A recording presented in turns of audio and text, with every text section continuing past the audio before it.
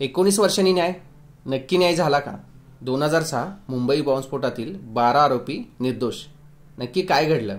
11 जुलै 2006 मुंबईच्या लोकल ट्रेनमध्ये अवघ्या 11 मिनिटात 7 बॉम्बस्फोट झाले. संपूर्ण देश हादरला. हे बॉम्बस्फोट याचं वर्णन करायचं झालं तर जशी मुंबई लोकल धावते त्याच स्पीडनी हे बॉम्बस्फोट झाले. कोणालाही काही कळायच्या आत शेकडो लोक मृत्युमुखी पडली.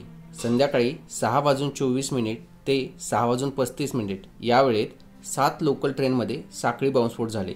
209 जणांचा मृत्यू, 700 पेक्षा जास्त जखमी. हा देशाच्या इतिहासातील सर्वात मोठा दहशतवादी हल्ला होता. आणि याचं वर्णन जर करायचं झालं तर कोणालाही काही कळायच्या आत शेकडो लोक मृत्यूच्या दारात वेढले गेले आणि ह्या लोकल ट्रेननी मुंबईचं स्पीड थांबवलं. मुंबईची धावपळ काही क्षणासाठी का होईना थांबवली. 2015 विशेष मकोका न्यायालयाने 12 आरोपींना दोषी ठरवलं. त्यातील 5 जणांना फाशी आणि 7 जणांना जन्मठेप सुनावली. 21 जुलै 2025 रोजी बॉम्बे हायकोर्टाने सर्व 12 आरोपींची निर्दोष मुक्तता केली.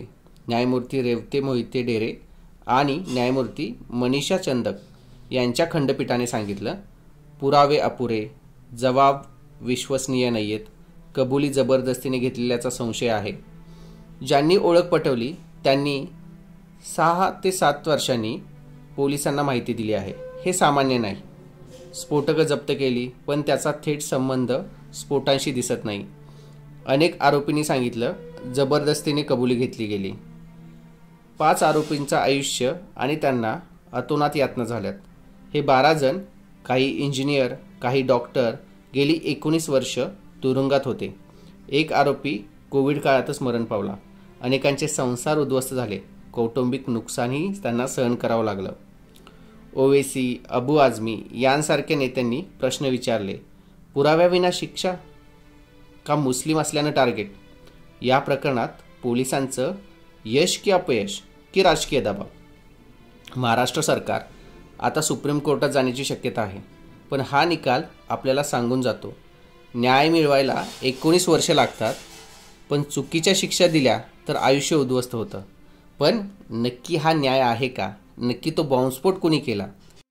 जर आरोपी ज्यांच्यावरती आरोपपत्र दाखल केलेलं, ज्यांच्याबद्दल पुरावे सादर केलेले, हे सर्व आरोपी जर या प्रकरणातून निर्दोष मुक्त होत असतील तर हा हल्ला नक्की कोणी केला आणि या हल्ल्याचे सूत्रधार कोण? कारण ज्यावेळी हल्ला झाला त्यावेळी काँग्रेस आघाडीचं सरकार होतं आणि ज्यावेळेला निकाल दिला गेला त्यावेळेला भाजप आघाडीचं सरकार आहे. त्यामुळे ही दोन्ही सरकारं या गोष्टीसाठी रिस्पॉन्सिबल आहेत की नक्की लोकांना न्याय कसा मिळेल. कारण तुम्ही ज्या लोकांना टार्गेट केलं किंवा तुम्ही ज्या लोकांना आरोपपत्र किंवा आरोपी म्हणून न्यायालयासमोर उभं केलं ते आरोपी आता निर्दोष मुक्त झालेले आहेत. हा खरंच न्याय आहे का? सुप्रीम कोर्टाने निर्दोष मुक्ततेच्या निर्णयावर आता स्टे दिलेला आहे.